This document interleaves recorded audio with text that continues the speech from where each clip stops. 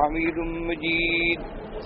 قال الله تبارك وتعالى في كلامه المجيد: أعوذ بالله من الشيطان الرجيم. بسم الله الرحمن الرحيم. إن الله لا يظلم مثقال ذرة وإن تك حسنة يضاعفها ويؤت من لدنه أجرا عظيما. فكيف إذا جئنا من كل أمة بشهيد وجئنا بك على هؤلاء شهيدا. يومئذ يود الذين كفروا وعصوا الرسول لو تسوى بهم الأرض ولا يكتمون الله حديثا. قال المؤلف والمفسر رحمه الله تعالى: أدام النفع بعلومه وعلومكم في الدارين آمين. إلى أن قال.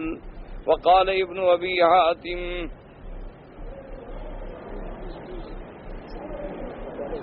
حدثنا أبو بكر بن أبي الدنيا قال حدثنا صلت بن مسعود الجهدري قال حدثنا فضيل بن سليمان قال حدثنا يونس بن محمد بن فضالة الأنصاري عن أبيه قال: وكان أبي ممن صحب النبي صلى الله عليه وسلم أن النبي صلى الله عليه وآله وسلم أتاهم في بني ظفر فجلس على الصخرة التي في بني ظفر اليوم ومعه ابن مسعود ومعاذ بن جبل وناس من أصحابه رضوان الله عليهم.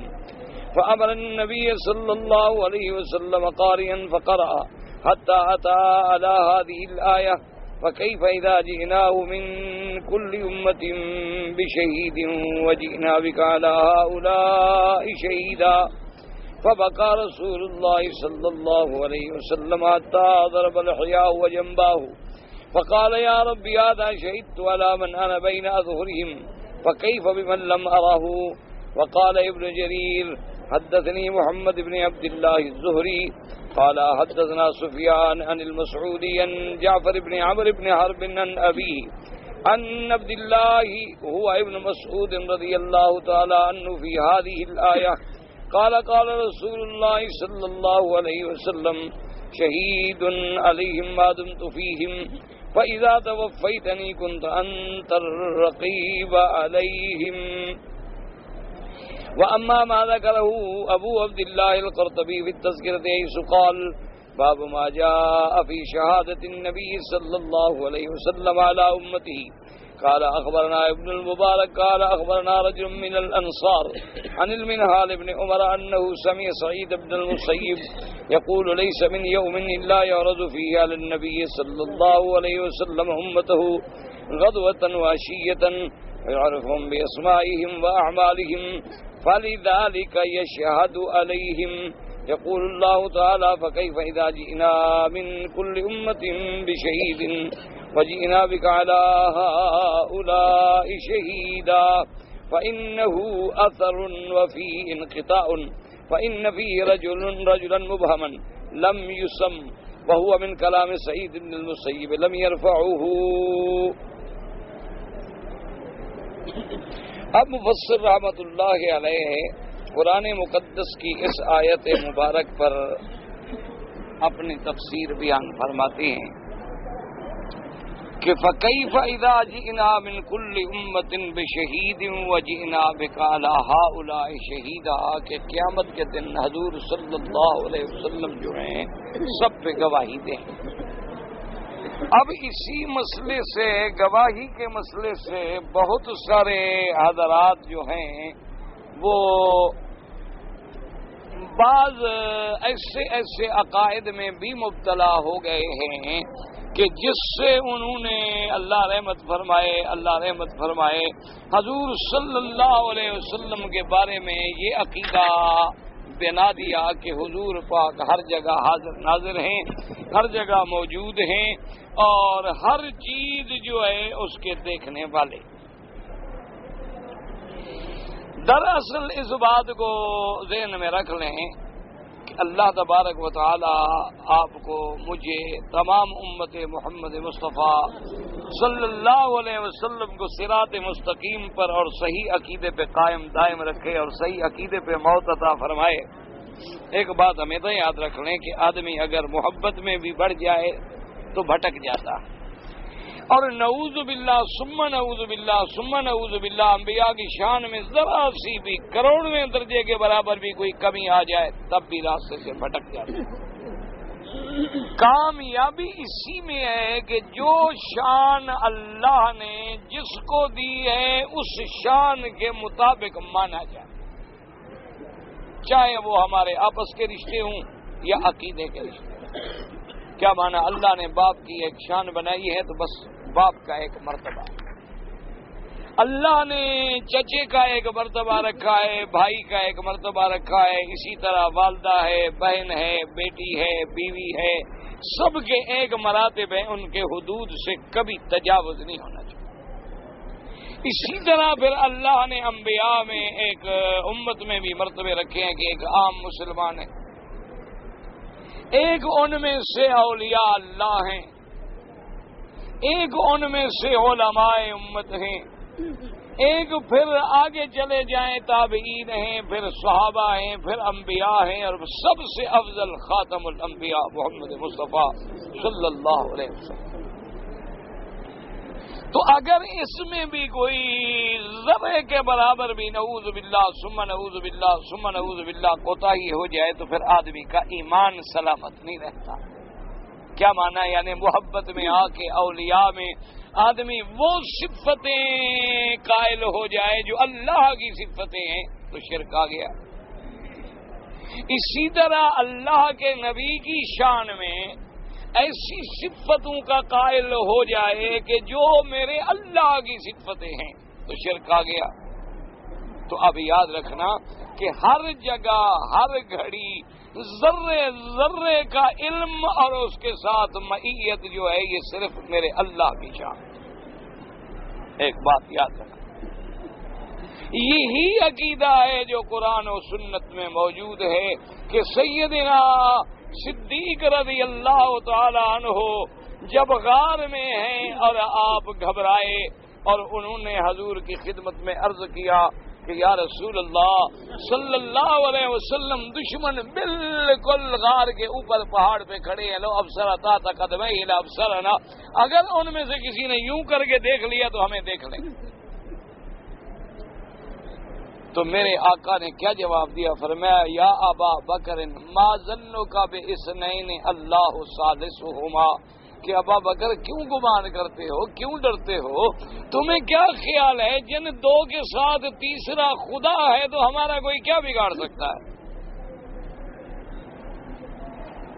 اور اس کے بعد اللہ نے قرآن میں آیت نازل کی کہ آپ اپنے ساتھی سے کہہ دیں اذ یقول لصاحبہ لا تحزن ان اللہ معنا، آپ غم نہ کریں، اللہ ہم دونوں کے ساتھ ہیں۔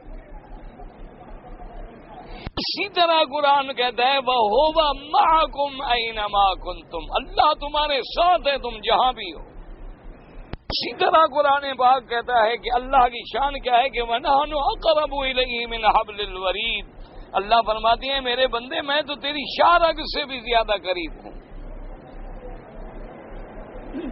تو یہ ساری صفتیں جو ہیں یاد رکھیں کس کی ہیں؟ اللہ کی، کہ ہر جگہ موجود ہونا علم معیت علمی سے، اور ذرے ذرے کے علم کا محیط ہونا اور ذرے ذرے کے احوال سے باخبر ہونا جو ہے یہ میرے اللہ کی صفت ہے اور کسی کی صفت۔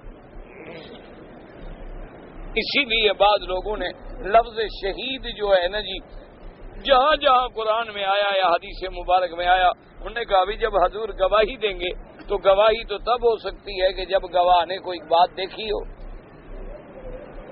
اگر گواہ نے دیکھا نہیں تو گواہی کیسے دیں گے؟ لہذا اس کا مطلب ہے کہ حضور کے سامنے ہماری ہر حرکت، ہمارے ہر عمل، ہماری سارا اعمال موجود ہیں، تو جب موجود ہیں تو اس کا مطلب ہے کہ حضور بھی ہر جگہ موجود ہیں صلی اللہ علیہ وسلم اور ہر چیز دیکھ رہے۔ اسی سے ان لوگوں نے پھر جب آدمی یاد رکھیں کہ اس کا دماغ پھر جدھر چلا جائے نا یہ خدا کی قدرت ہے، پھر اسی طرح کے وہ دلائل ڈھونڈتا ڈھونڈتا ڈھونڈتا اپنے دل کو تسلی دیتا رہتا ہے کہ میں سچا ہوں، میں سچا ہوں، میں سچا ہوں۔ یہ ایک فطری بات ہے۔ کوئی بندہ جو ہے الا حق کی تلاش کرنے والے کو جب حق ملتا ہے وہ کہتے ہیں ہاں بھی ٹھیک ہے میں غلطی پہ تھا مجھے حق مل گیا. ورنہ ہر آدمی کا یہ عالم ہے کہ جس نظریے پہ وہ جم گیا ہے اسی نظریے پر اللہ معاف کرے. اب دیکھیں نا جی جو لوگ نجومی پہ عقیدے رکھتے ہیں بس ان کے اعتقاد جمے ہوئے ہیں, ہر بات نجومی سے پوچھیں گے کہ جی بتائیں آپ شادی کریں نہ کریں, ہم مکان لیں نہ لیں, میں تجارت کروں نہ کروں, میں سفر کروں نہ کروں, آج کل مہینہ میرے لیے کیسا ہے, یہ دن میرے لیے کیسے ہیں, ان کا ہر وقت نجومیوں پہ اعتقاد. اور کتنے لوگ ہیں آپ کے ملک میں کہ جب ریس ہوتی ہے نا جی, گھوڑے دوڑتے ہیں اور ریس ہوتی ہے, جوئے لگتے ہیں, نجومیوں سے جا کے پوچھیں گے جی کون سا گھوڑا جیتے گا, ہزاروں روپے اس کو دے دیتے ہیں. یہ بھی نہیں سمجھتے بدبخت کہ اس کو پتا ہو تو خود ٹکٹ خرید کے نا پیسے کما لے. اگر وہ تمہیں بتا سکتا ہے تو خود کیوں نہ ٹکٹ لگا لے, اپنے پیسے بنا لے. لیکن سڑک پہ بیٹھے ہوئے لوگ ہیں, لوگ جائیں گے کہ جناب میرا ہاتھ دیکھیں, میرا نام دیکھیں, میرا ذائچہ بنائیں, میرا جناب سیارہ نکالیں, میرا برج نکالیں, مجھے احوال بتائیں. وہ کہے گا ٹھیک ہے جی یہ سب احوال بتا رہا ہے کہ اب تمہارا ستارہ گردش میں ہے, اب گردش سے نکل گیا ہے. وہ لوگ جو وہاں سڑک پہ بیٹھا ہے خود الو بن کے, اس کا تو اپنا ستارہ گردش سے نہیں نکلا کبھی. تو تمہارے ستارے کو کیا مٹی جانتا ہے, وہ اپنے ستارے کا فکر بھی نہیں کرتا. سارا دن بھیک مانگنے کے لیے سڑک پہ بیٹھا ہے, 5 آنے 5 روپے 2 روپے 4 ریال لے رہا ہے. اس لیے ہمیشہ یاد رکھا کریں کہ ایسی باتوں میں نہ آئیں کہ جو لوگ بس ایک عقیدہ بنا لیتی ہیں پھر اسی پہ آئے. ایک بات یاد رکھیں, قرآن نے بتات کر دی ہے کہ حضور نے بھی یہ فرما دیا اور اللہ کے نبی عیسیٰ علیہ السلام کہ یا اللہ ہم تو اس وقت تک بات جانتے ہیں جب ہمارے سامنے جو بات ہوئی. فلما توفیتنی کنت انت الرقیب علیہم, اور میرا مولا جب تو نے مجھے اٹھا لیا تو پھر تو خود نگران تھا, مجھے تو پتہ نہیں کہ میرے بعد انہوں نے کیا کیا. اور اسی طرح حضور صلی اللہ علیہ وسلم حتیٰ کہ قیامت میں حوض کوثر پہ جب ہوں گے فرمائیں گے آنے دو ان کو, اور ملائکہ کیا کہیں گے کہ انک لا تدری ما احدثوا بعدک, محمد مصطفیٰ آپ کو پتہ نہیں کہ آپ کے بعد آپ کی اس امت نے کیا کیا کیا ہے. تو اگر حضور پاک سب جانتے ہیں تو فرشتے کیوں کہیں. اور اگر اللہ کے نبی کو ایک ایک بات کا علم ہے تو پھر معراج کی رات موسیٰ علیہ السلام کے کہنے سے دوبارہ جانے کی کیا ضرورت ہے. ایک بات کو سمجھیں تو پہلے ہی عرض کر دیتے اللہ میاں میری امت 50 نہیں پڑھے گی, مہربانی کرو. اور اسی طرح حضور صلی اللہ علیہ وآلہ آلہ و صحابہ وسلم تسلیما کثیرا کثیرا. یاد رکھیں کہ شہادت کا کیا معنی ہے. ایک تو عمومی شہادت ہوگی کہ ہر نبی نے دین پہنچایا, کیونکہ نبی جانتے ہیں کہ اللہ کے نبی سچے ہیں, سب نے دین پہنچا دیا ہے. کوئی کہتا ہے کہ مجھے دعوت نہیں پہنچی, جھوٹ بولتا ہے, نبی سچا ہے. یہ ایسی گواہی ہے کہ آپ بھی دیں گے کہ سب نبی سچے. ہمارا ایمان ہے کہ نہیں, ورنہ ہم نوح علیہ السلام کو ملے,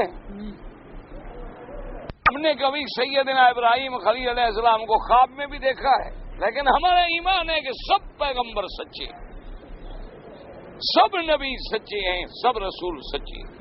اور بعض حدیثوں میں یہ بھی ملتا ہے کہ حضور کی ذات پہ اللہ پاک ان کی امت کے اعمال پیش کرتے ہیں, اس کی کیا کیفیت ہے وہ اللہ جانتے ہیں. تو اگر ہر جگہ موجود ہوں تو پھر عمل پیش کرنے کی بھی کوئی ضرورت نہیں. جب آپ ہر جگہ موجود ہیں, ہر جگہ دیکھ رہے ہیں, تو عمل پیش کرنے کا کیا مطلب. تو اس لیے ہمیشہ یاد رکھیں اگر لفظ شہادت سے حاضر ناظر کا مسئلہ ثابت ہوتا ہے تو پھر تو حضور کی ساری امت حاضر ناظر ہو جائے گی. وَكَذَلِكَ جَعَلْنَاكُمْ أُمَّةً وَسَطًا لِتَكُونُوا شُهَدَاءَ لِتَكُونُوا شُهَدَاءَ عَلَى النَّاسِ۔ اللہ نے فرمایا کہ امت مصطفیٰ صلی اللہ علیہ وسلم میں نے تمہیں اعتدال والی، عزت والی، شرف والی امت بنایا تاکہ قیامت والے دن تم سب لوگوں پہ گواہی دے سکو۔ اب حضور کی امت بھی تو گواہی دے گی، اس لیے ہمیشہ یاد رکھیں کہ جو بات اللہ نے قرآن میں کہہ دی کہ جنت حق ہے، اب ہم سے کوئی لاکھ گواہی دے، ہم گواہی دیں گے جنت حق ہے، حالانکہ ہم نے جنت دیکھی نہیں ہے۔ قرآن نے بتلا دیا ہے کہ جہنم حق ہے، ہم سے کوئی کروڑ دفعہ گواہی لے، 200 قرآن سر پہ رکھ لیں، ہم کہیں گے جہنم ہے، ہم نے کوئی دیکھی نہیں ہے۔ اگر ہم سے کوئی پوچھے کہ جی قیامت میں حوریں بھی ہوں گی، رضوان بھی ہوں گے، غلمان بھی ہوں گے، ہم کہیں گے بالکل ہوں گی۔ بھئی تم گواہی دیتے ہو؟ بالکل دیں گے۔ کیوں جی؟ قرآن میں ہے، اور حضور نے فرمایا میں نے خود آنکھوں سے دیکھا ہے جنت میں۔ جب ہمارے آقا نے دیکھ لیا تو بات ختم ہو گئی، اس کے بعد پھر ہماری گواہی کی کیا حیثیت ہے؟ جب اللہ کے نبی ایک بات فرما دیں صلی اللہ علیہ وسلم کہ میں نے جنت میں حضرت امیر المؤمنین عمر کا گھر دیکھا اور سیڑھیوں پہ حور بیٹھی وضو کر رہی تھی، تو بات ختم ہو گئی۔ ہمارا ایمان ہے کہ جو کچھ حضور نے فرمایا سچ فرمایا، اللہ کے نبی سچی ہیں، صادق ہیں۔ اب کوئی ہمیں گواہی دے، گواہی دیں گے، کیونکہ ہمیں قرآن کہتا ہے، ہمیں اللہ کا رسول کہتا ہے۔ تو اس لیے اللہ تبارک و تعالی اپنے انبیاء کو علم عطا فرما دیں، اپنے انبیاء کو خبر عطا فرما دیں، اور اس خبر ملنے کے بعد اللہ کے نبی گواہی دے دیں، تو اس سے حاضر ناظر کا کوئی مسئلہ نہیں ہوتا۔ اللہ تبارک و تعالی چاہے تو ساری امت کو سامنے دکھلا دے، کوئی مشکل؟ دیکھو نا جی، حدیثوں میں موجود ہے، قرآن میں بھی موجود ہے کہ اللہ نے آدم علیہ السلام کی پشت سے قیامت تک جتنی آدم کی اولاد پیدا ہونی ہے، ساری اولاد کو اللہ نے آدم علیہ السلام کی پشت سے نکال کے سامنے کر دیا۔ قیامت تک جتنی آدم علیہ السلام کی اولاد پیدا ہوگی، سب کی ارواح جو تھی ان سب، اچھا پھر ان کو شکل بھی دی کہ حضرت آدم علیہ السلام نے دیکھا کہ یہ تو بڑا خوبصورت ہے، تو ان نے پوچھا اللہ میاں یہ کون ہے میرا بیٹا؟ انہوں نے کہا تیرا بیٹا داؤد ہے۔ تو انہوں نے کہا اللہ میاں اس کو آپ نے کتنی عمر دی ہے؟ تو اللہ نے فرمایا اس کی عمر تو 60 سال ہے۔ کہا اللہ میاں 60 سال تو بہت تھوڑی ہے، چلو 40 سال میری عمر بھی دے دیں، کم از کم 100 سال تو دے میرے اس بیٹے کو، تو بڑا خوبصورت ہے۔ یعنی ارواح دکھلائے جا رہے ہیں، عالم ارواح کے اندر ابھی تو آدم علیہ السلام پیدا ہوئے ہیں، کوئی اور مخلوق پیدا بھی نہیں ہوئی، اللہ نے ان کی پشت سے ساری مخلوق نکال کے سامنے کر۔ تو اب اس کا مطلب یہ تو نہیں کہ آدم علیہ السلام بھی ہر جگہ حاضر ناظر ہوں۔ اسی طرح ایک دفعہ حضور پاک نے ارشاد فرمایا کہ مجھے اللہ نے اولین و آخرین جو ہیں سب کے سب ایسے میرے سامنے مجھے ابھی اپنے حجرے میں دکھلائے۔ اللہ تبارک و تعالیٰ اس بات پہ قادر ہیں۔ جیسے ہمارا ایمان ہے کہ جب مشرکین مکہ نے، میرے آقا کے دشمنان اسلام نے اعتراض کیا کہ معراج والے نبی صلی اللہ علیہ وسلم آپ فرماتے ہیں کہ میں بیت المقدس گیا ہوں، میں معراج پہ گیا ہوں، تو ہمیں بتائیں تو صحیح بیت المقدس کی مسجد کیسی ہے، دروازے کیسی ہیں، اس کا محراب کیسی ہے، اس کے اندر کتنے شیطین ہیں، کتنی کڑیاں ہیں، اور کہاں کہاں سے جانے آنے کے راستے ہیں، صحرا کہاں ہے۔ تو اللہ نے فرمایا میرے نبی گھبرانے کی کیا بات ہے، ابھی ہم بیت المقدس اٹھا کے آپ کے سامنے کر دیتے۔ حضور صلی اللہ علیہ وسلم دیکھ رہے ہیں اور کافروں کو جواب دے رہے ہیں۔ اب کافروں سے کوئی جواب نہیں بنتا کہ جو بات حضور فرما رہے ہیں بالکل ٹھیک تو فرما رہے ہیں، وہ تو بالکل سامنے ہیں، دیکھ رہے ہیں۔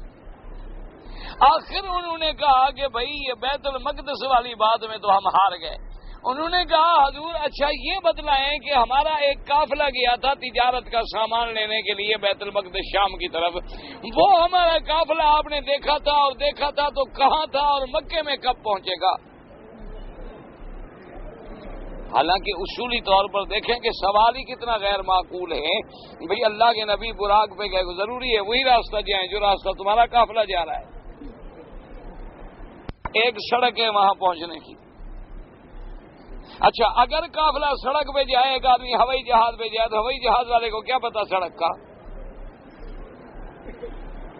لیکن دشمن نے اعتراض کیا. اللہ نے فرمایا میرے مدنی گھبرانے کی کیا ضرورت ہے، ہم سب بتلا دیتے ہیں. حضور نے فرمایا کہ سنو مکے والو، تمہارا قافلہ فلاں جگہ ہے، اور جب قافلہ تمہارا آ جائے ان سے پوچھ لینا کہ میری سواری جب گزری تو ایک اونٹ ڈر کے جو بھاگا تو تمہارا فلاں آدمی گر گیا، اس کی ٹانگ ٹوٹ گئی، وہ بھی آ جائے گا.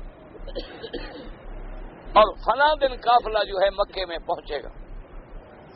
اتنی منزلیں باقی رہ گئی ہیں، اتنی منزل روز کا سفر کرتا ہے، فلاں دن آ جائے گا. اب جناب کافر باہر جا کے بیٹھے ہوئے دیکھ رہے ہیں قافلہ آتا ہے کہ نہیں آتا، اور جو وقت حضور نے دیا آ گیا. اب کیا کریں؟ پھر بھی کہا جی ہم نہیں مانتے. تو اس لیے یہ بات سمجھیں کہ اللہ اگر حضور کے سامنے پوری امت کے اعمال بھی پیش فرما دیں تو کیا مشکل ہے. اور پھر یہ ضروری نہیں ہوتا کہ بیت المقدس حقیقتاً اٹھا کے سامنے رکھا جائے. آج کل دنیا ماڈل نہیں بنا سکتی تو اللہ کے لیے کیا مشکل ہے.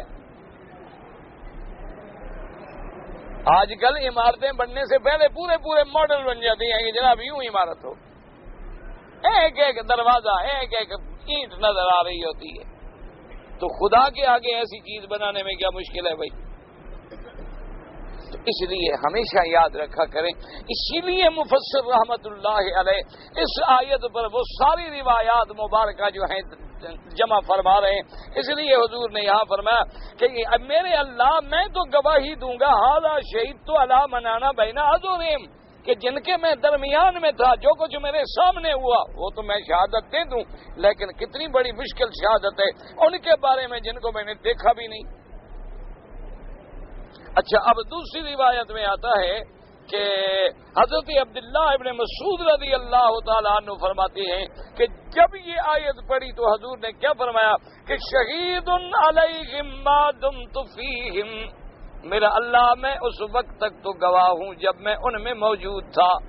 فلما توفیتنی کنت انت الرقیب علیہم، اور جب تو نے مجھے وفات دے دی تو اس کے بعد تو آپ نگران ہیں، مجھے نہیں پتا کہ میرے بعد امت نے کیا کیا ہے.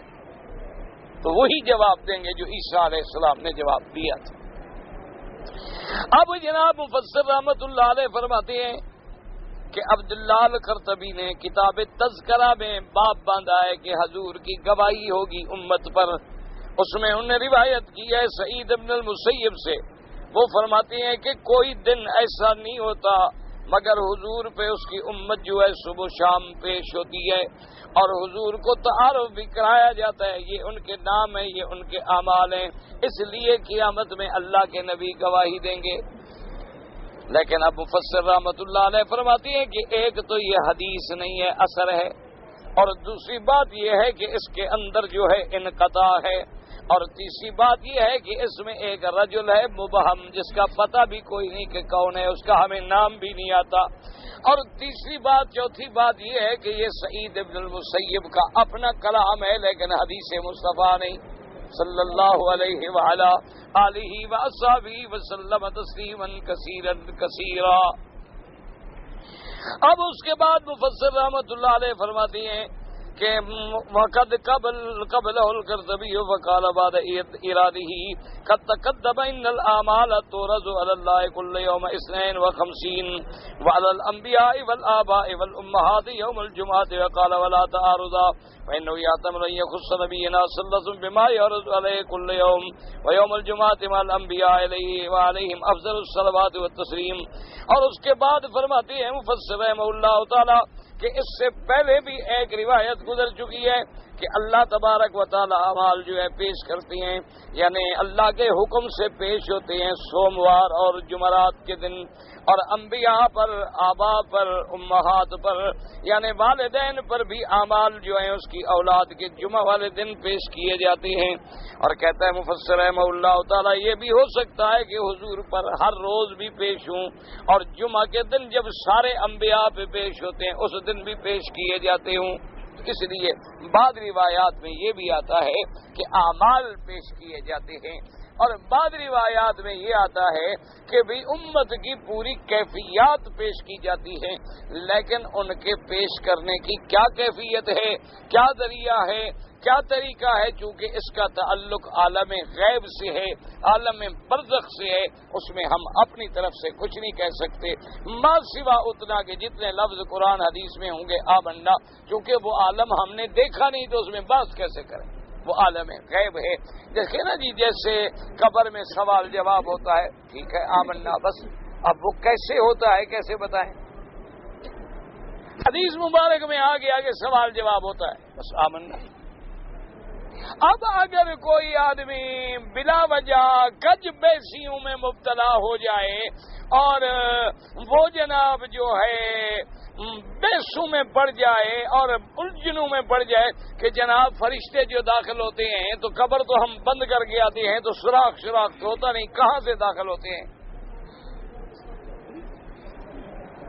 دیکھو نا، اب ایک آدمی قرآن کا منکر ہو، اسلام کا منکر ہو، دین کا منکر ہو، تو وہ یہ کہے جی قبر ہے، ہم نے تو اوپر باقاعدہ اسی لیے جو ہمارے زیادہ بزرگ ہیں ان کی قبروں پر تو ہم نے سیمنٹ لگا دی ہے اور پتھر لگا دیا ہے، سنگ مرمر کے کوئی جا ہی نہ سکے، اور وہاں ہم نے کبھی پتھر ٹوٹا ہوا نہیں دیکھا، تو فرشتے اندر کیسے گھس گئے اور پھر نکل بھی گئے باہر؟ تو اس لیے ایسے اشکال کرے تو یاد رکھیں اللہ کا قرآن سامنے ہو تو پھر کوئی مشکل نہیں۔ قرآن کہتے ہیں هو الذی یصورکم فی الارحام کیف یشاء، کہ جب بچہ ماں کے پیٹ میں ہوتا ہے، استقرار پکڑتا ہے رحم میں، جب اللہ پاک کے حکم سے نطفہ علقہ مضغہ بنتا ہے تو وہاں فرشتوں کی ڈیوٹی لگ جاتی ہے کہ اس کی شکل بناؤ۔ تو اب فرشتے کیسے داخل ہوتے ہیں؟ وہاں تو کوئی سوراخ آپ نے کبھی نہیں ڈھونڈا، قبر والا سوراخ کیوں ڈھونڈنے لگ گئے؟ اور پھر قرآن صاف کہتا ہے کہ بی بی مریم بیٹھی ہیں، دیکھا کہ خوبصورت بندہ آ رہا ہے، کا انی اعوذ بالرحمن منک ان کنت تقیا، کہ آنے والے اگر تم اللہ سے ڈرتے ہو تو میرے قریب نہ آؤ، میں پناہ پکڑتی ہوں اپنے رحمان کے نام سے۔ انہوں نے کہا انما انا رسول ربک لأہب لک غلاما زکیا، کہ میں تو تیرے رب کا بھیجا ہوا قاصد ہوں، میں تو تمہیں اللہ تبارک و تعالیٰ کے حکم سے لڑکے کی خوشخبری دینے کے لیے آ گیا ہوں۔ اور حدیث مبارک موجود ہے کہ حضرت جبریل نے پھونک ماری اور وہ پھونک بی بی مریم کے منہ سے داخل ہو کے وہی نطفہ قرار پا گیا۔ تو اب کون سمجھ سکتا ہے کہ وہ نطفہ کیسے ٹھہرا، کیسے قرار پکڑا، عیسیٰ علیہ السلام کیسے پیدا ہوئے؟ اس لیے جو دشمن تھے انہوں نے تو تہمت لگا دی نا کہ یوسف النجار کا بیٹا ہے، نعوذ باللہ ثم نعوذ باللہ ثم نعوذ باللہ۔ لیکن جو ایمان والے تھے انہوں نے کہا اللہ پانی سے پیدا کر سکتا ہے تو جبریل کی پھونک سے پیدا نہیں کر سکتا۔ ان سی مشکل بات ہے، اگر ایک گندے پانی سے بچہ پیدا ہو سکتا ہے تو جبریل علیہ السلام کے نفخ کرنے سے پیدا نہیں ہو سکتا۔ اس میں کیا اشکال ہے، کیا مشکلات ہیں جو ہمیں سمجھ نہیں آ رہی، ہمارے عقل میں نہیں آ رہی؟ بھئی وہ عالم برزخ جو ہے وہ عالم ہی الگ ہے، عالم دنیا الگ ہے، عالم برزخ الگ ہے، عالم آخرت الگ ہے۔ جب تم برزخ کو دنیا پہ قیاس کرتے ہو تو یہی سارے جھگڑے پیدا ہو جاتے ہیں۔ یہ عالم الگ، وہ عالم الگ، وہ عالم الگ ہے۔ اب دیکھو نا جی، ہم جاگ رہے ہیں، یہ حال الگ ہے۔ ہم نیند میں سو جائیں تو خواب کا حال الگ ہے، الگ ہے، بندہ وہی ہے، انسان وہی ہے، لیکن خواب میں سویا ہوا ہے کہ جناب ماشاءاللہ میں تو مدینہ شریف کھڑا ہوں، حالانکہ سویا ہوا ادھر ہے۔ خواب میں دیکھ رہا ہے کہ جی میرے والد میرے ساتھ بیٹھے ہیں اور یہ ہے اور وہ ہے، اور اس کے بعد نیند اٹھتی ہے، کچھ بھی نہیں ہے۔ تو وہ عالم جو ہے وہ الگ عالم ہے جب اس عالم کو ہم نے دیکھا نہیں ہے، اس عالم کی کیفیات کو ہم سمجھ نہیں سکتے۔ ما سوا اللہ، اللہ کے رسول کے فرمان پر ایمان لانے کے کوئی آدمی ان کو محسوس و مبصر کر کے مشاہد کر کے نہیں سمجھا سکتا، کیونکہ وہ عالم ہی الگ ہے اس عالم کے۔ اچھا اب عالم آخرت ہے وہ الگ ہے، اس عالم کے جو احوال ہیں وہ تو بالکل الگ ہیں کہ ایسے ایک جنت کا آدمی دیکھے گا کہ پرندہ اڑ رہا ہے، کہے گا اللہ میاں پرندہ بڑا خوبصورت ہے، اس کا گوشت اور کباب بڑے مزیدار ہوں گے، بس کباب آ گئے۔ وہ عالم ہی الگ ہے۔ اب کوئی کہے جناب اتنی دیر میں وہ ذبح بھی ہو گیا، گوشت بھی بن گیا، پک بھی گیا، بورچی بھی موجود تھے، اب یہ عقل لڑاتا پھرے تو پھر تو اس کا اپنا دماغ خراب ہو جائے گا، کیونکہ جو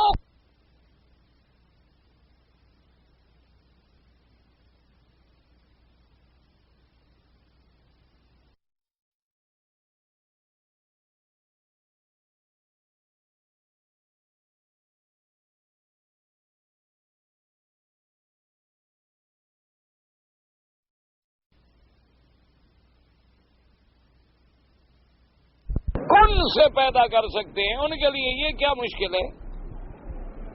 یا تو پھر خدا کو ہی نہ مانو نا جی، جان چھوٹی، قصہ ہی ختم ہو گیا کہ آدمی اللہ کا ہی منکر ہو جائے۔ اگر آدمی اللہ کو مانتا ہے اور جانتا ہے کہ انما امرہ اذا اراد شیئا ان یقول لہ کن فیکون، اسی لیے تو لوگ معراج کے منکر ہو گئے، کیوں کہ وہ نعوذ باللہ خدا پہ ایمان ہی نہیں۔ انہوں نے کہا جی ایک اللہ کا نبی اور سید البشر یہ کیسے ہو سکتا ہے کہ وہ آسمانوں پہ چلا جائے؟ آگے تو اتنے کرات ہیں، اتنی ہوائیں ہیں، پھر آگے آکسیجن نہیں ہے، اور اس کے بعد جناب پھر زمہریر ہے اور فلاں ہے، اس سے کیسے عبور کر گئے؟ ہم تو ایک خلائی شٹل بناتے ہیں یا سیارہ بناتے ہیں، اس میں ہم اتنے انتظام کرتے ہیں، پھر بھی وہ جا کے کبھی کامیاب ہوتا ہے کبھی فیل ہوتا ہے، اور اس وقت کچھ بھی نہیں بنایا گیا اور اللہ کے نبی اوپر کیسے چلے گئے؟ انہوں نے کہا بابا یہ بات ایسی نہیں ہے، تو ساری خواب کی بات ہے، حضور نے خواب میں دیکھا تھا، اوپر خود تشریف تھوڑے لے گئے تھے۔ اب جناب جب اعتراض کرنے والا اعتراض ڈھونڈے تو پھر دلائل بھی مل جاتے ہیں۔ ایک حدیث مبارک بھی آ گئی جس میں بی بی عائشہ فرماتی ہیں کہ بھئی میں نے تو اپنے بستر سے حضور کو جدا ہی نہیں پایا، ساری رات حضور میرے بستر پہ رہے۔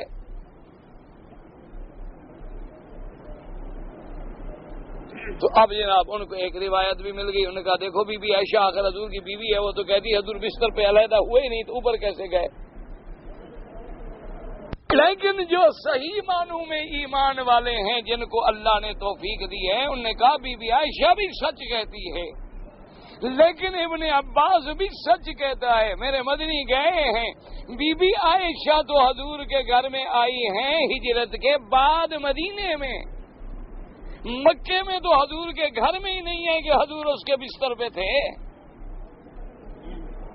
اور معراج ہوا ہے مکے میں، تو یہ معراج جو ہے مال جسد ہے، اور بی بی عائشہ جس کی بات کر رہی ہے وہ اور معراج ہے جو مدینے میں ہوا، وہ خواب میں ہے، وہ معراج الگ ہے، یہ معراج الگ ہے۔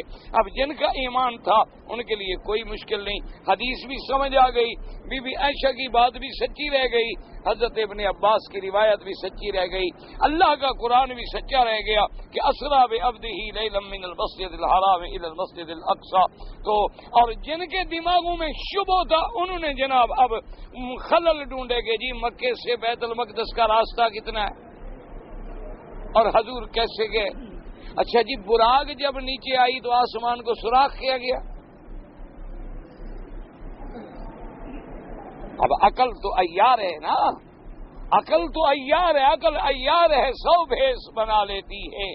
عشق بیچارہ نہ زاہد ہے نہ ملا نہ حکیم، عقل تو بڑی شرارتیں کرتی ہے نا، لیکن جن کے دلوں میں عشق محمد مصطفیٰ ہے وہ فرماتے ہیں جبریل اتر سکتا ہے تو میرا محمد کیوں نہیں جا سکتا؟ اگر جبریل پر بھی ایمان نہیں، خدا پر بھی ایمان نہیں، نبی پر بھی ایمان نہیں، تو پھر ٹھیک ہے جائیں اپنے مندر میں جا کے اپنے دیوتاؤں کے آگے سجدے کریں، ان کو قائل کرنے کی ہمیں ضرورت ہی نہیں۔ اس لیے ہمیشہ یاد رکھیں کہ احوال جو ہیں، اسی لیے کافر قیامت میں پتہ ہے کیا کہے گا؟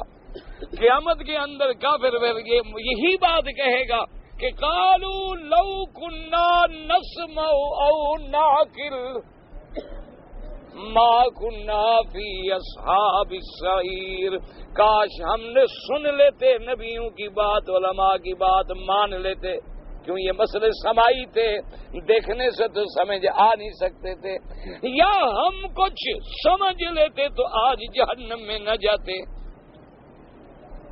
اس لیے یاد رکھیں ہر مسئلہ مشاہدے سے نہیں ہوتا۔ کتنی چیزیں ہیں تیرے اپنے بدن میں ہیں، تم نے اپنے روح دیکھا ہے، تمہارے بدن کے اندر جو ہے اس کو کبھی دیکھا ہے؟ تم نے پھولوں کی خوشبو ہمیشہ سونگھی ہے، گلاب ہے، چمیلی ہے، یہ رات کی رانی ہے، یہ دن کا راجا ہے، یہ نرگس ہے، یہ فلاں ہے، لیکن کبھی خوشبو ڈھونڈی ہے کہ کہاں ہے؟ جب سونگ رہے ہیں خوشبو آ رہی ہے، اب یہ پاگل والی بات ہے کہ ہم ڈھونڈیں کہ خوشبو کدھر ہے، پہلے کاٹو خوشبو ڈھونڈو۔ آدھی چیزیں سونگنے سے تعلق رکھتی ہیں، نظر نہیں آتی، یاد رکھو۔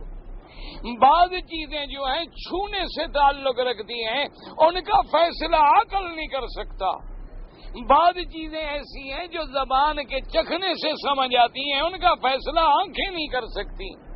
اسی طرح بعض مسائل ایسے ہیں جن کا تعلق اللہ کے نور واہی سے ہوتا ہے، فرمان محمد مصطفیٰ سے ہوتا ہے صلی اللہ علیہ وسلم، وہاں ہماری عقل رسائی نہیں کر سکتی۔ ایک بات ہمیشہ آپ دیکھ لیں جی، پانی ہے اس میں، اب مجھے کیا پتا کہ میٹھا ہے یا پھیکا ہے؟ عقل فیصلہ کر سکتا ہے؟ آنکھیں فیصلہ کر سکتی ہیں؟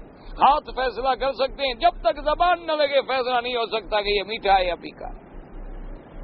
تو جب دنیا کی چیزوں کو بھی اللہ نے تقسیم کر دیا ہے کہ تم ناک سے آنکھ کا کام نہیں لے سکتے کہ آنکھیں بند کر دو اور ناک دیکھنا شروع کر دے، اتنے بڑے سوراخ تو اس کے بھی ہیں، جتنی بڑی آنکھ ہے۔ تم کان کاٹ کے یہاں رکھ دو کہ دماغ والا کام شروع کر دیں کان، جب یہ نہیں کر سکتے تو اسی طرح عالم آخرت الگ عالم ہے، عالم برزخ الگ عالم ہے، عالم دنیا الگ عالم ہے، عالم ارواح الگ عالم تھا، اور جو قرآن نے سمجھا دیا، میرے پاک نبی نے بتلا دیا، بس اس پر ہمارا ایمان ہے۔ یہ ضروری نہیں کہ ہر عالم ہمیں سمجھ آ جائے، ہم تو ابھی دنیا نہیں سمجھے تو اور عالم کیسے سمجھ آ جائیں گے؟ ہمیں تو ابھی تک دنیا نہیں سمجھ آئی، لوگ تو ابھی تک اس دنیا کے بارے میں بھی پورے معلومات نہیں جمع کر سکے کہ بھی یہ دنیا جو ہے، زمین کتنا ہے، سمندر کا طول عرض کتنا ہے، ستارے کتنی چمکتے ہیں، آسمان اور زمین کے درمیان میں فاصلہ کتنی ہے، یہ تو ابھی بیچارے مریخ پہ بھی وہ پاتھ فائنڈر کے چکر میں پڑے ہوئے ہیں، ابھی پتہ نہیں کتنے سال لگیں گے اور $20 کروڑ کرایہ لگے گا ایک بندے کو لے جانے کا پہنچانے کے لیے۔ کئی پاگل تیار ہو جائیں گے جن کے پاس فضول دولت ہے نا جی، آخر کہیں تو خرچ ہونی ہے نا۔ دیکھا نہیں ہمارے الیکشنوں میں کیسے خرچ کرتے ہیں؟ اوسطاً 2 کروڑ ایک سیٹ پہ خرچ ہوتا ہے، اور 255 یا 260 سیٹ ہے، کھڑے ہوتے ہیں ہزاروں آدمی، صرف یہی پیسہ ان سے لے لو نا، تمہارے ملک میں کوئی غریب نہ رہے۔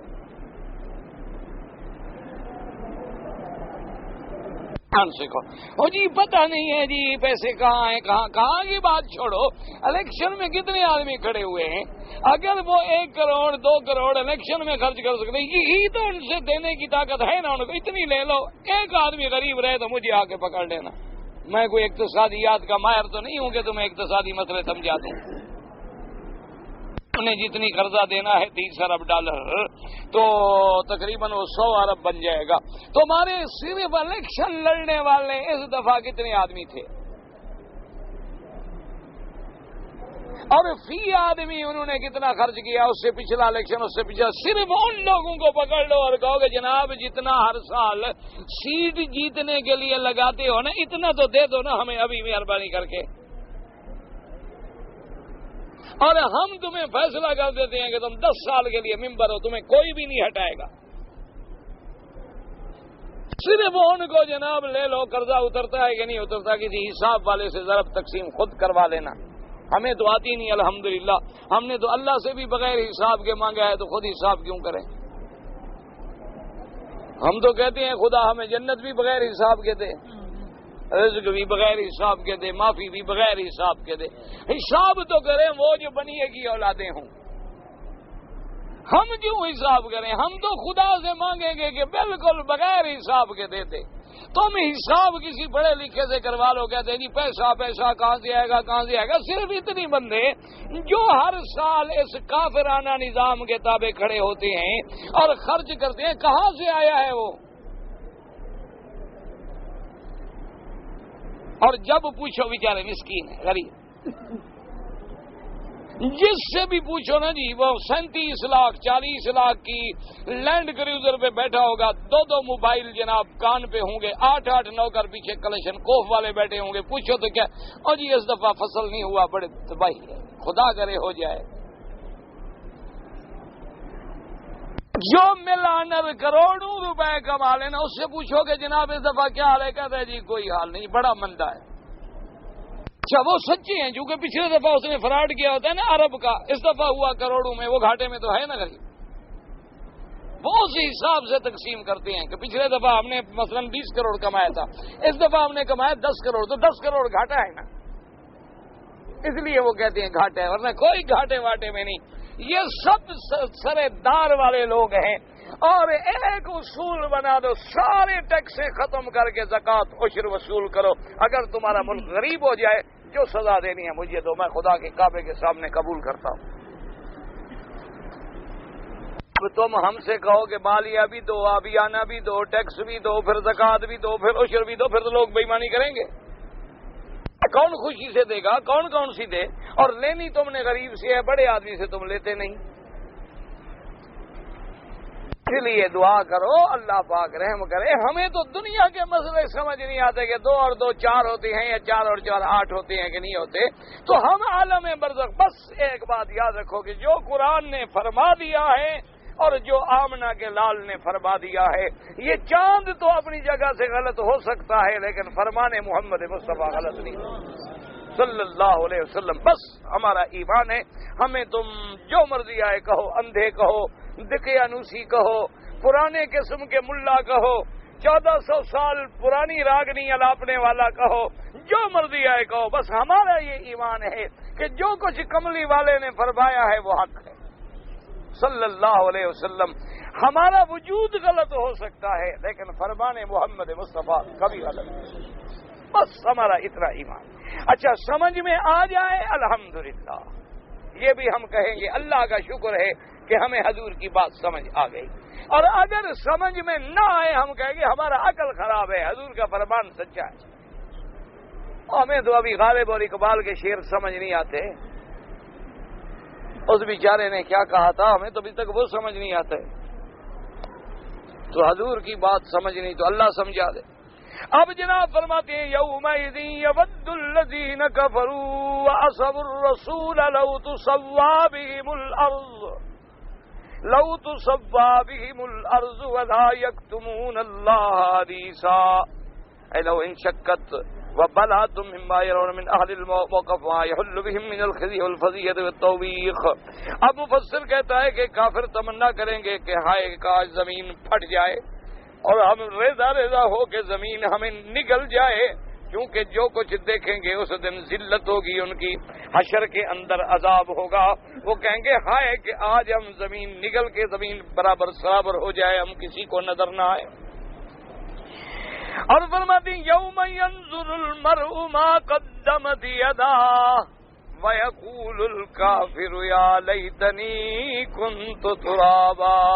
اور جب اپنے ہاتھوں کا کیا ہمارے سامنے ہوگا قیامت میں، جو کچھ ہم نے کیا ہے وہ سامنے ہوگا، کافر کہیں گے ہائے کاش مجھے مٹی بنا دیا جاتا، مٹی ہوتا، تاکہ آج نہ میں حاضر ہوتا نہ میرے ساتھ یہ عذاب ہوتا۔ اور اس کے بعد اللہ فرماتے ہیں ولا یکتمون اللہ حدیث اخبار من یعترفون بجمیع ما فعلوه ولا یکتمون منه شیئا۔ اللہ پاک خبر دیتے ہیں کہ اس دن پھر کافر ہے، مشرک ہے، سب اعتراف کریں گے، جو کچھ دنیا میں انہوں نے کیا تھا سب ظاہر کریں گے، کچھ بھی نہیں چھپائیں گے۔ وقال ابن جریر حدثنا حاکم قال حدثنا ابن مطرف من حال ابن عمرو بن سعيد بن جبير قال جاء رجل الى ابن عباس وقال له سمعت الله عز وجل يقول يعني اخبار المشركين يوم القيامه انهم قالوا والله ربنا ما كنا مشركين وقال في آية اخرى ولا يكتمون الله حديثا وقال ابن العباس اما قالوا والله ربنا ما كنا مشركين فانهم لما راوا انه لا يدخل الجنه الا اهل الاسلام قالوا تعالوا فلنشهد وقالوا والله ربنا ما كنا مشركين فختم الله على افواههم وتكلمت ايديهم وارجلهم ولا يكتمون الله حديثا. اب جناب ایک آدمی آیا حضرت ابن عباس کی خدمت میں رضی اللہ تعالیٰ عنہ، اس نے کہا کہ میں نے سنا ہے اللہ پاک نے قرآن پاک میں ارشاد فرمایا کہ قیامت والے دن حتیٰ کہ مشرک جو ہیں وہ بھی کہیں گے کہ واللہ ربنا ما کننا مشرکین، اللہ تو ہی ہمارا رب ہے، ہم نے تو تیرے ساتھ کبھی شریک نہیں کیا، اللہ ہم نے کبھی شریک نہیں کیا، ہم تو بس جاتے تھے نا بزرگوں کی قبر پہ سجدہ کرتے تھے، وہ تو عظمت والا تعظیم والا سجدہ تھا، عبادت والا سجدہ تھوڑا تھا. ہم تو بزرگوں کے پاس اگر جاتے بھی تھے تو یہ کہتے تھے کہ تم اللہ سے ہمیں لے کر دو، یہ تھوڑا کہتے تھے کہ آپ ہمیں دے دیں. یہ ہمارے آج کل ہر آدمی اسی میں مبتلا ہے نا، وہ کہتا ہے جناب اصل بات یہ ہے کہ ہم ہیں گناہ گار.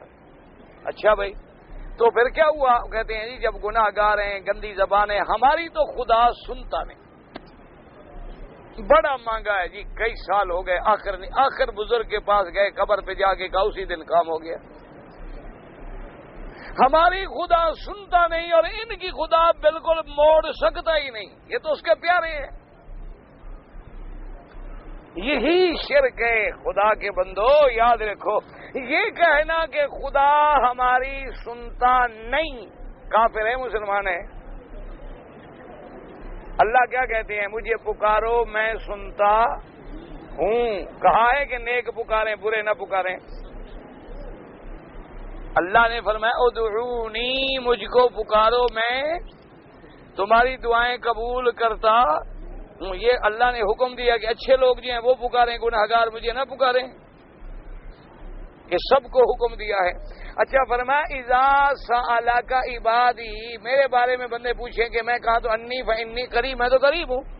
اجیب دعوت الداعی اذا دعان، ہر پکارنے والے کی پکار کا جواب دیتا ہوں جب پکارے. یہ کہنا کہ ہماری سنتا نہیں، پہلے تو کفر آ گیا، کافر ہو گئے. قرآن کہتا ہے اللہ سنتا ہے، تم کہتے ہو سنتا نہیں. حدیث کہتی ہے خدا خود پکارتے ہیں رات کے آخری حصے میں کہ حل من سائل، ہے کوئی مانگنے والا. تو وہ تو بلا رہے ہیں، پکار رہے ہیں کہ مانگو، تم کہتے ہو سنتا نہیں. اور تیسری بات، دوسرا یہ عقیدہ رکھنا کہ ہماری سنتا نہیں اور ان کی موڑتا نہیں، یہ عقیدہ رکھنا تو اللہ نے پھر اتنا عرصہ ایوب علیہ السلام کی نہیں سنی تو کیا ہمارے پیروں سے ایوب کم تھے شان میں؟ اللہ پاک نے اتنے عرصے تک یعقوب علیہ السلام کی نہیں سنی، اپنے بیٹے کے لیے روتے رہے. اتنے عرصے تک اللہ تبارک و تعالیٰ نے حضرت ایوب کی نہیں سنی، بیماریوں میں تکلیفوں میں مبتلا رہے. کتنے انبیاء ہیں جو اللہ کے راستے میں قتل ہو گئے، شہید ہو گئے، سروں پہ آرے رکھے گئے اور 2 ٹکڑے ہو گئے. یہ کہنا کہ یہ اس لیے یاد رکھو، پھر قیامت میں کہیں گے اللہ میاں ہم نے تو شرک نہیں کیا، بالکل شرک نہیں کیا. تو اللہ فرمائیں گے اچھا ان کے زبانوں پہ موریں لگا دو، حکم دیں گے کہ ان کا ایک ایک بوٹی، ایک ایک بدن کا حصہ بولے، اعضاء بولیں. اب جب سب بولیں گے تو پھر سب کچھ ظاہر ہو جائے گا. اس لیے حضرت ابن عباس نے فرمایا کہ آیات میں کوئی تعارض نہیں ہے کسی قسم کا. وقال عبد الرزاق قال اخبرنا امام رجل عن المنهال بن عمرو عن سعید بن جبیر قال جاء رجل ابن عباس وقال اشیاء تختلف علی فی القرآن قال ما هو الشک فی القرآن قال هو الشک ولكن اختلاف قال فاطمہ اختلف علیکم من ذلك. ایک آدمی حضرت ابن عباس کی خدمت میں آئے، انہوں نے آ کے کہا کہ قرآن پاک میں بعض چیزیں ایسی ہیں جن میں اختلاف ہے، مجھے سمجھ نہیں آتی.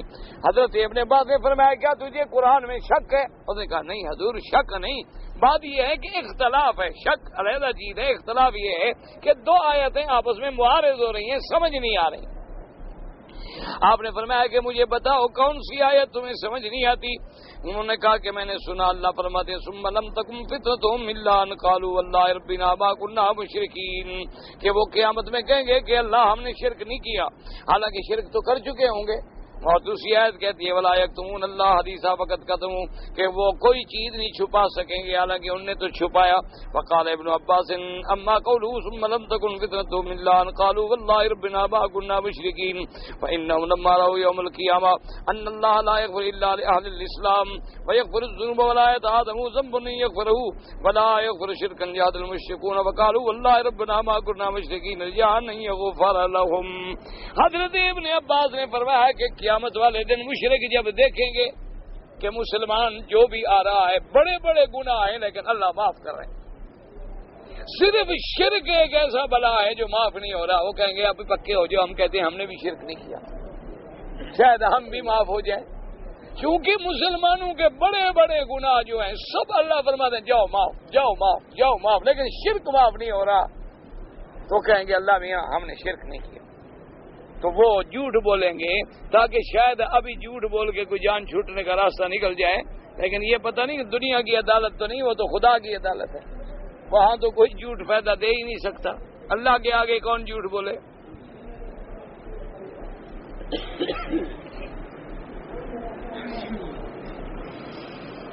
فختم اللہ علی افواہہم، اللہ حکم دیں گے کہ ان کی زبانوں پہ مہریں لگا دی جائیں، وتکلمت ایدیہم وارجلہم بما کانوا یعملون فإن ذلك یود الذین کفروا وعصوا الرسول وتصفى بهم الارض ولا یکتمون اللہ حدیثا۔ اب جب ان کا عضو گواہی دے گا تو پھر کافر کہیں گے کہ ہائے کاش زمین پھٹ جائے، ہم اس میں غرق ہو جائیں، مٹی میں مل جائیں، تاکہ یہ ذلت جو ہوئی کہ ہم نے جھوٹ بھی بولے لیکن آج تو بدن کا ٹکڑا ٹکڑا گواہی دے رہا۔ وقوله تعالى والله ربنا ما كنا مشركين فقال ابن عباس ان ياسبكم من عند اصحابك فقلت فقال على ابن عباس شاب القران فاذا رجعت الى فاقبل من الله تعالى جمنا يوم القيامه في بقي واحد فيقول المشركون ان الله لا يقبل من شيء من وحده وحده فيقول تعالوا نجحد فيسالهم فيقول الله ربنا ما كنا مشركين قال فيختم الله لا افواههم ويستنطق جوارحهم وتشهد عليهم جوارحهم انهم كانوا مشركين فعند ذلك يتمنون لو ان الارض صفيت بهم ولا يكتمون الله حديثا۔ حضرت ابن عباس رضی اللہ تعالی عنہ نے فرمایا کہ میں نے اے بندہ مسئلہ پوچھنے والا، انہوں نے فرمایا میں نے سمجھا ہے کہ جن دوستوں سے تم اٹھ کے آ رہے ہو انہوں نے تمہارے دماغ میں یہ متشابہات ڈالے ہیں کہ جا کے حضرت ابن عباس میں متشابہات کہو، تو ان کو جا کے بتلا دو کہ ان کا جھوٹ بولنے کی وجہ یہ ہوگی اور نہ چھپانے کی وجہ یہ ہوگی کہ جب ہاتھ بولیں گے پاؤں بولیں گے زبان بند ہوگی تو اب کیسے چھپائیں، تو اس لیے دونوں آیتوں میں کوئی تعارض نہیں ہے، ان کو جا کے تم میری طرف سے یہ بات سمجھا دو اور بتا دو، واللہ تعالی اعلم علمہ اتم۔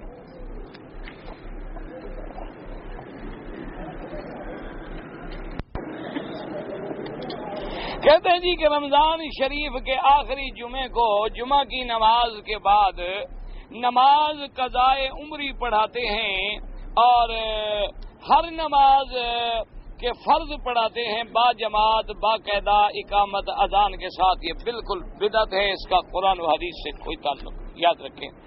نماز قضا جو ہے اگر تو یاد رکھو ہماری مثلا 20 سال پہلے کی نمازیں چھوٹ گئیں تو سب سے پہلا علاج ہے توبہ، اس کے بعد جتنی اللہ توفیق دے بس آدمی ہمت کر کے قضا پڑھتا رہے، تاکہ فقہا نے لکھا کہ نفل بھی نہ پڑھے، اس کے بجائے وہی قضا نمازیں پڑھتا رہے، لیکن اصل بات توبہ ہے، جب سچے دل سے توبہ کرتا ہے تو اللہ سارے گناہ معاف فرما دے، یاد رکھیں۔ باقی کے جمعہ رمضان کا آ جائے اور آخری جمعہ کے دن کھڑے ہو کے مولوی صاحب 100 سال کی نمازیں ایک دن میں پڑھا دیتے ہیں ماشاءاللہ، تو یہ بالکل ڈھونگ ہے، اس کا قرآن و حدیث سے کوئی تعلق نہیں۔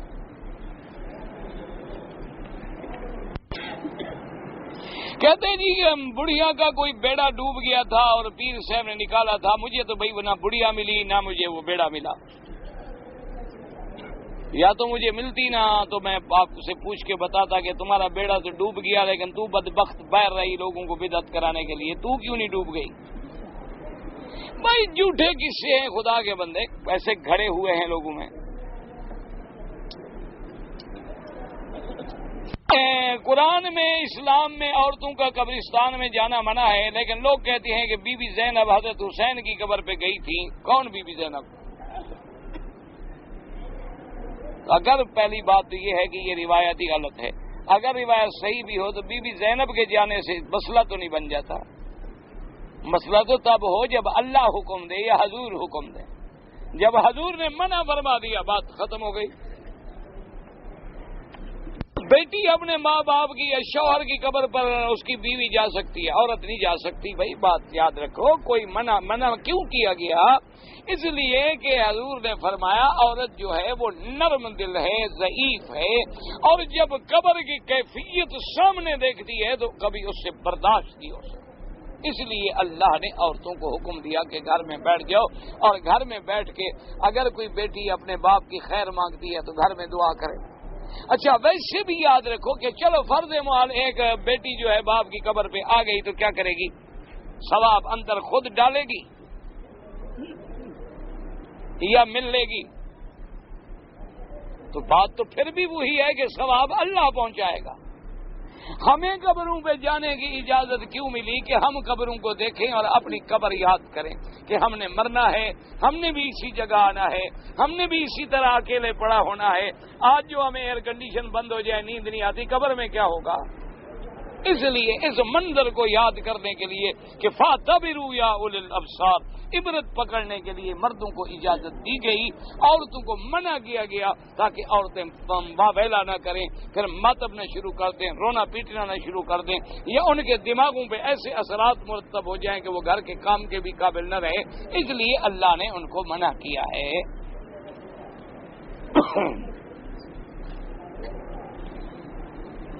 اگر 40واں اور جمعراتیں بدعت ہیں تو مرنے والے کے لیے آدمی کیا کرے؟ مر جائے۔